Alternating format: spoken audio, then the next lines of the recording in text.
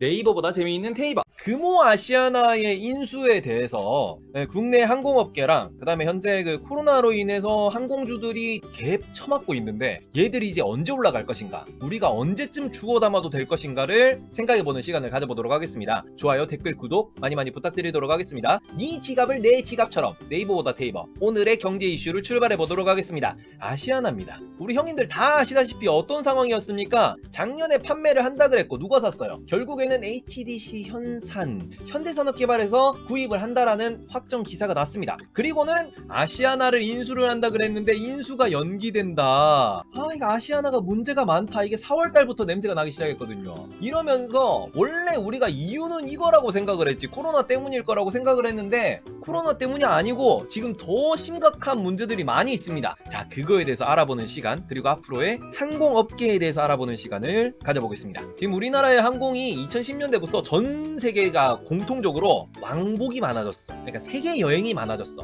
이렇게 해외여행을 많이 돌아다니고 있기 때문에 점점 항공의 수요가 늘어났고, 이걸 통해 가지고 전 세계 항공사들이 기하급수적으로 증가를 했었습니다. 근데 지금 현재 코로나 때문에 입국 금지, 검역 조치, 오지마, 들어오지마, 들어오면 10살 동안 격리. 누가 해외여행을 갑니까? 나 해외여행 갔다 왔다 그럼 오히려 욕처먹는 시대인데.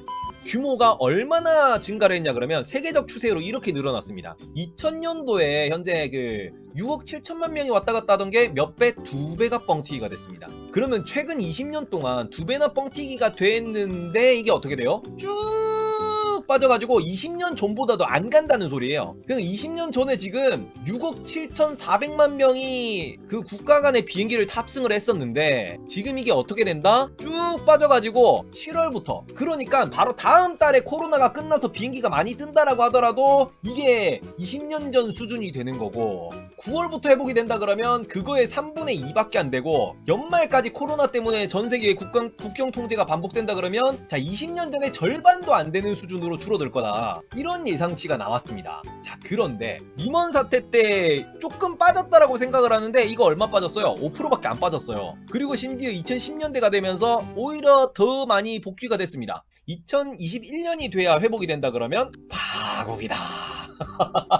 지금 우리가 이 그 전 세계적인 추세선을 그려놓은 것도 마찬가지겠지만 여행 항공업계 사람들이 조사를 한 거예요. 그 업계 사람들을 통해서 조사를 한 건데, 보시면 이분들도 올해 말까지 기준으로 24.3%가 올해 말 돼야 회복될 거다라고 생각을 하고 계시고, 내년 상반기가 8.7%, 그 다음에 3%가 넘는 분들이 내년 상반기가 넘어가야 된다. 그러니까 내년 가을이 돼야 될 것이다 라고 생각을 하고 있어요. 업계, 여행이나 항공업계 사람들이 예측을 한 겁니다. 이 사람들은 본인들이 이 동네에 지금 근무를 하고 있고 이 동네에서 밥을 벌어먹고 살고 있기 때문에 이분들이 예측치는 긍정적일 수밖에 없어요. 이분들은 야, 코로나 이제 끝난 것 같지 않냐, 그 비행기 띄울 건데 예약 안 할래? 이렇게 된다고. 자, 그러면 실제로 사람들이 느끼는 그 공포 지수나 실제 사람들이 해외여행을 가는 거는 이거보다 더 플러스 알파 오랫동안 시간이 지난 뒤에 회복이 될 거라는 거죠. 그러니까 12월부터 회복돼가지고 20년 전에 절반의 수치만큼 여행을 다니는 이것도 힘들 수도 있다. 자, 요런 상황인데 아시아나를 지금 HDC 현산에서 구입을 한 이유가 있어요. 먼저 HDC 현산에서 여기에 입찰에 들어온 이유가 뭐냐 그러면 2019년도 매출액이 2018년도 비해서 증가한 폭이 50%가 넘어요. 그러니까 원래 3조 하던 업체가 2조 얼마 3조 정도 하던 업체가 매출이 50%가 늘어가지고 4조로 했다고요. 근데 이것도 영업이익이 2018년도 비해서 35%가 더 늘어나고 순이익도 훨씬 많이 늘어난 상태라는 겁니다. 회사가 잘 돌아가고 있는 상황이에요. 이 상황에서 본인들이 어떤 일을 하고 있었냐, 지금 현대산업개발이 당연히 아이파크 이런 것도 갖고 있고 건설업을 하고 부동산업을 하는 곳이 맞지만, 용산에 있는 아이파크 몰 플러스 신라 면세점도 갖고 있고 여기다가 추가로 호텔 체인도 갖고 있어요. 그러니까 파크하얏트 서울이랑 파크하얏트 부산이랑 아이파크 콘도도 있고 호텔도 갖고 있기 때문에 여기에다가 플러스 알파 활용 정점으로 비행 항공사를 딱 찍으면 모든 체인이 완성되는 거지. 해외에서 비행기로 실어 와서 우리 호텔에서 묵고 우리 면세점에서 쇼핑을 하고 그러고 다시 우리 비행기 타고 돌아가게 만드는 종합적인 여행업이 가능한 겁니다. 이래서 욕심을 냈던 건데 지금 아시아나항공 같은 경우에는 주가가 개 바닥을 치고 있어요. 아니, 이런 호재가 있는데 왜 바닥을 치느냐. 당연히 발표가 나왔을 때, 이 인수 발표가 나왔을 때 주가가 쭉 올랐어요. 아시아나가 드디어 금호를 탈출한다, 다른 주인한테 맡길 것이다 라는 발표가 4월에 나자마자 주가가 아주 그냥 하늘 높은 줄 모르고 솟았었습니다. 근데 여기가 고점인가 보고 하면서 쭉 빠지고 있는데 이게 왜 그러냐 그러면 인수설이 났을 때 당시에 비해서 지금 부채 비율이 점점 늘어나고 있어요. 이게 2017년, 이게 2017년, 18년, 19년도인데 지금 현재 700% 그러니까 500% 뭐 650% 이렇게 유지가 되던 부채 비율이 결국에는 1400%까지 늘었습니다. 2019년도 말 기준으로. 그리고 이거보다 더 안 좋은 소식이 뭐냐 그러면 우리 비행기 관련된 여행 관련된 업계에 대해서 뉴스를 보실 때마다 이런 얘기가 나왔었죠. 하늘길이 셧다운이 됐다. 그리고 고정비가 부담이 너무 크다. 고정비가 뭡니까? 공항 사용료, 비행기 리스료, 그 다음에 월급도 줘야 되지, 비행기도 주기적으로 관리를 해줘야 되지. 이러한 고정비들이 아시아나 항공이 매달, 이게 매년 아니에요, 매달이에요. 매달 2천억에서 3천억이 나가고 있어요. 매달. 아까는 채팅창에 누가 적어주셨는데, 채팅창에서 뭐 지금 계약금을 날리면 뭐 손해지 않냐, 계약금보다 이득이냐 이렇게 물어보셨는데, 계약금이 어느 정도냐 그러면 인수 기준이 2조 2천억입니다. 이거의 10% 정도가 계약금이지. 보통 한 2,200억에서 2,500억 정도가 계약금이에요. 이거 날려도 한 달 고정비 정도밖에 안 된다고요. HDC에서 아시아나를 인수할 때 5천억만 가지고 인수를 한다고 그랬어요. 5천억만 가지고. 그러니까 이거 총 2조 2천억이지만 여기에 뭐 회사채, 그러니까 빚 보증 증서를 또 발행을 하고 유상 증자를 또 하고 기타 인수 금융이라 해가지고 다른 대출, 은행권 대출 같은 걸 끼고, 그러니까 우리가 같이 손잡고 들어간 미래에셋에서 5천억을 땡기고 다른 데서도 돈을 땡겨가지고 전체적으로 인수 구성안을 마련을 했는데, 이걸 그렇게 생각을 하고 보니까 매달 2천억에서 3천억이 나가네. 그리고 난 뒤에 딱 봤더니 야, 작년 연말 기준으로 1400%이던 부채 비율이 무려 3개월 만에 6000%가 됐어요. 아니, 부채 비율이 지금 이게 분기별로인데, 이게 2019년 6월달 기준으로 이때 실사를 나갔잖아. 6월달 9월달 이때 실사를 나갔다고요. 내가 계약서를 써도 되느냐라고 했던 그 시점 대비해가지고 지금 1년도 안 돼가지고 빚이 10배가 늘어났어, 회사가. 아무리 이게 코로나19가 터졌다고 하지만, 아니 내가 빚이 1조가 있던 게 갑자기 빚이 10조가 된 그런 회사를 인수를 해야 되냐 이거지 지금. 원래 내가 계획을 했을 때는 야, 네가 지금 부채가 한 2조 있으니까 그거 갚고 들어가자 했는데 지금 딱 돌아섰더니 이게 20조가 돼 있어.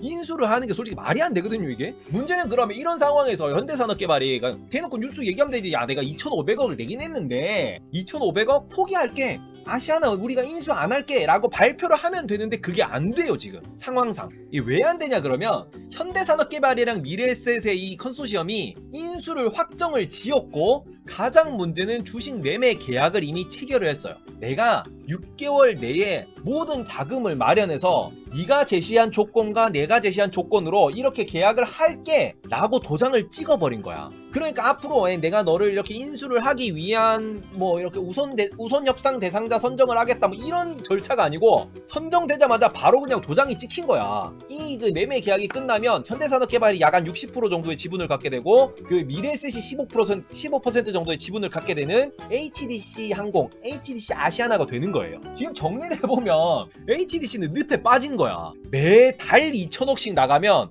HDC도 무너질 수 있어요. 여기 1년에 4조 하는 회사라며 2천억씩만 하더라도 1조 2천억이 나가요. 그냥 다른 모든 사업 해가지고 4조 벌었는데 거기서 1조 2천억씩 매년 뱉어야 된대. 아니 이게 뭐 삼성전자도 아니고 1조 2천억이 누구 A 이름도 아니고, 아니 비행기 욕심 좀 내려다가 이게 뿌리가 뽑히게 생겼어요 지금. 그래서 지금 HDC에서 이 늪에서 빠져나올 방법을 생각을 하고 있는 단계다. 자, 보시면 어떤 식으로 생각을 하고 있냐 그러면, 아시아나 측은 일단은 주요 채권단이 한국수출입은행이랑 KDB 산업은행입니다. 지금 우리 쌍용차도 보시면 수출입은행이랑 산업은행이 맨날 나오고 있죠. 그런 것처럼 우리나라에서 뭐 대우가 무너졌을 때도 그렇고 하이닉스가 관리당할 때도 그렇고, 대부분 보시면 산업은행이랑 수출입은행에서 채권 관리를 해서 이 회사가 정상적으로 되면 다른 업체에다가 판매를 해요. 그러니까 이게 공적 자금이 여기서부터 수혈이 되는 건데 우리 세금이 이쪽으로 들어간다고. 근데 이 상황에서 작년 4월에 요상한 뉴스가 하나 나왔어요. 원래 금호그룹에서 원래 아시아나가 휘청휘청 하고 있었어. 분위기가 안 좋았어. 그러면서 아시아나를 구제하기 위해서 지금 당장 한 5천억 정도가 필요할 것 같습니다 라고 똑똑똑 했어요. 그러니까 우리가 지금 아시아나를 판매를 하긴 할 건데, 근데 지금 우리가 이걸 좀 정리를 좀 하고 팔아야 되지 되지 않겠냐. 그러니까 너네가 돈 빌려주면 그 돈 가지고 아시아나를 정리를 해서 예쁘게 만들어서 팔게. 그러니까 일단 5천억만 좀 땡겨줘봐 라고 얘기했는데, 갑자기 산업은행이랑 여기서 5천억을 주세요, 아빠 나 5천억만 용돈 줘 이랬는데 얘따 16,000원이 튀어나오네. 그러면서 시장에서 무슨 얘기가 나왔냐 그러면, 야 잠깐만, 이거 누가 이거 빨리 산다고 한 것 같은데. 이 왜냐면 산업은행이랑 수출은행에서 돈을 빌려준다, 공적 자금이 들어간다 그러면 자칫 잘못해서 아시아나가 날라가면 이 돈이 날리는 돈이에요.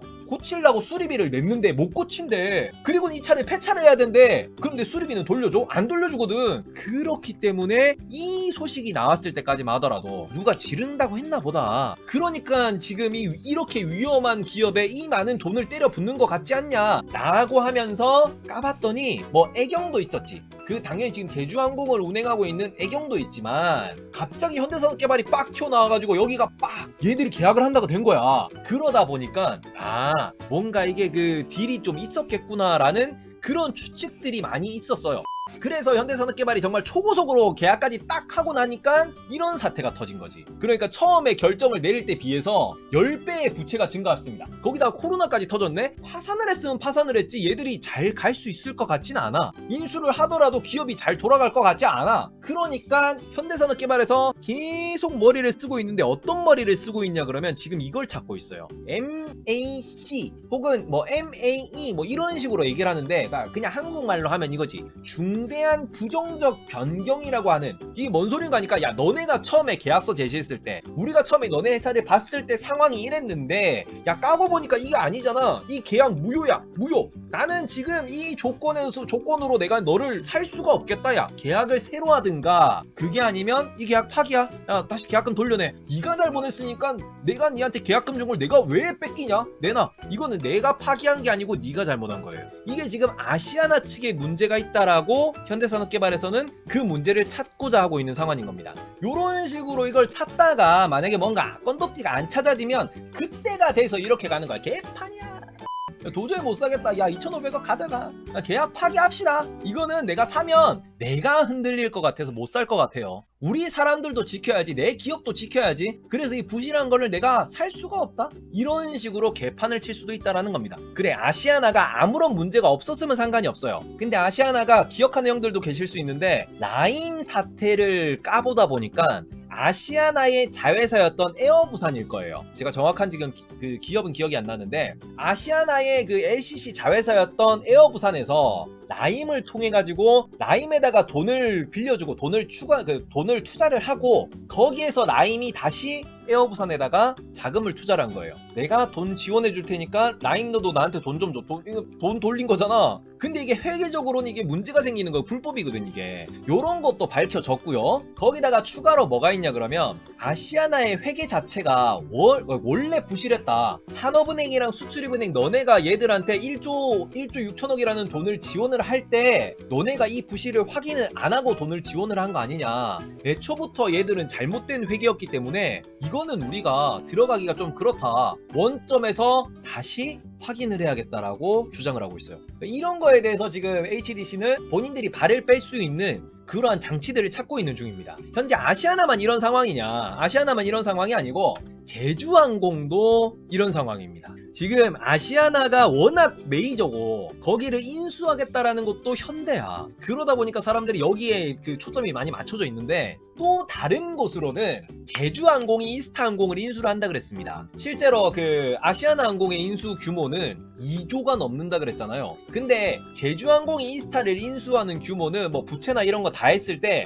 한 200~300억 규모밖에 안 돼요. 여기는 100분의 1이라고 완전 마이너리그야. 이게 만다리 방송이 아니고 이게 50다리 100다리 방송이라고. 그렇기 때문에 여기는 사람들이 관심이 별로 없었어. 근데 여기도 까보니까 똑같아요. HDC 산업개발도 묵묵부답. 너 진짜 살 거냐? 야 계약서도 썼는데 언제 돈 줄 거야? 이러니까 좀 이따가 얘기해 봅시다. 이렇게 되고 있는 거고, 제주항공도 마찬가지로 이스타를 산다라고 계약서까지 썼는데 똑같아요. 둘 다 주식 매매 계약을 체결한 상황에서 제주항공이 잠깐만요. 내가 이거를 지금 살 필요가 없을 것 같은데. 야 나도 갈 것 같은데 내가 뭘 사냐.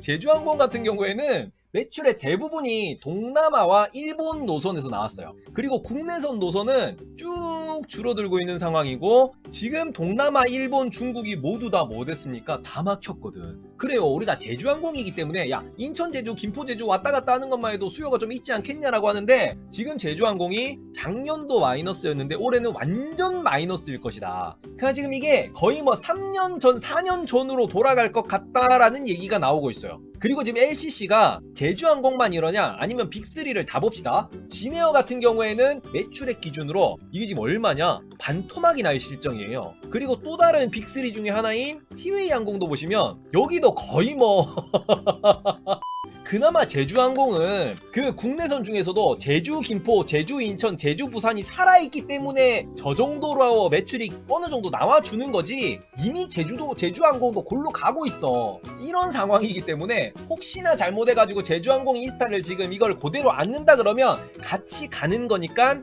퇴 뱉은 거지. 그런데 지금 여기서 우리나라 항공사 자체가 전체적으로 구조조정이 필요한 이유가 있어요. 일단 일본 같은 경우에는 화물 항공사를 제외하고 일본이 24개 항공사가 있습니다. 그 다음에 중국 같은 경우에는 32개 항공사가 있어요. 자, 그리고 영국 같은 경우에는 13개밖에 없습니다. 우리가 KTX 타듯이 전 국민이 비행기를 타고 다니는 이 미국도 보시면 40개 항공사가 있어요. 근데 우리나라는 지금 설립 추진 예정 항공사 이 3개를 제외하고도 19개가 있고요. 이 3개가 더 추가되면 22개가 될 예정입니다. 자, 근데 일본 같은 경우에는 24개 항공사가 있다고 말씀드렸는데 길다란 나라예요. 일본은 우리나라의 한 2.5배 정도 되는 국토 면적을 갖고 있지만 삿포로에서 오키나와까지, 저 위에서부터 저 밑에까지 어느 정도 거리냐 그러면 2,500km예요. 2,500km. 그리고 본토라고 하는 이 동네만 따져보더라도 맨 북쪽에서부터 맨 남쪽까지 1,500km가 나옵니다. 그러니까 얘들이 신칸센을 타고 가더라도 하루가 걸린다고. 비행기를 타야 돼 얘들은. 우리나라 같은 경우에는 우리나라랑 비슷하게 생긴 나라가 어느 나라냐? 영국이잖아. 그 우리나라는 여기에 딱 절반 정도 되지. 이게 이제 남북한을 합친 정도의 넓이고 우리나라는 요 정도밖에 안 된단 말이야. 근데 영국의 항공사가 몇 군데였다고? 영국의 항공사는 13개밖에 안 돼요. 근데 우리나라는 22개가 될 거라고.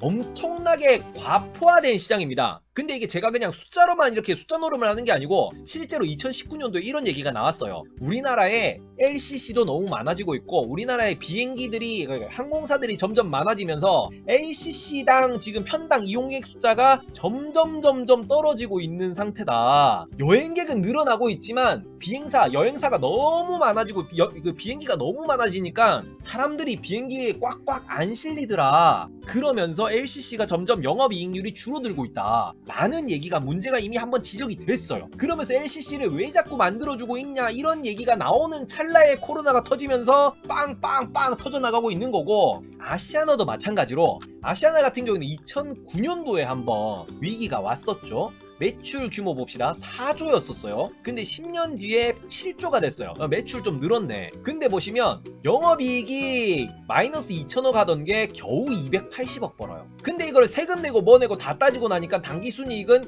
여전히 마이너스 2천억인 거예요. 아시아나는 분위기가 좋았던 적이 없어요. 지금 골마서 있던 이 업체가 결국에는 터진 겁니다.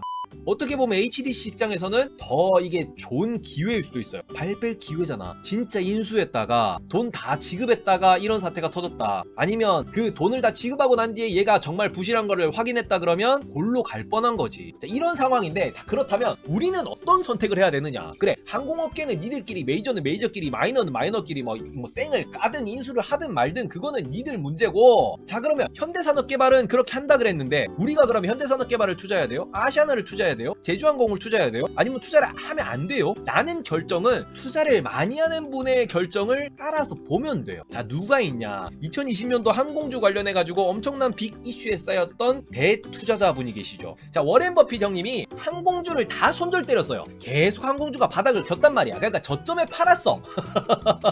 항공주 매도가 실수라고 그 미국의 트위터 엄청 많이 하시는 그 형님이 대놓고 지적질을 했어.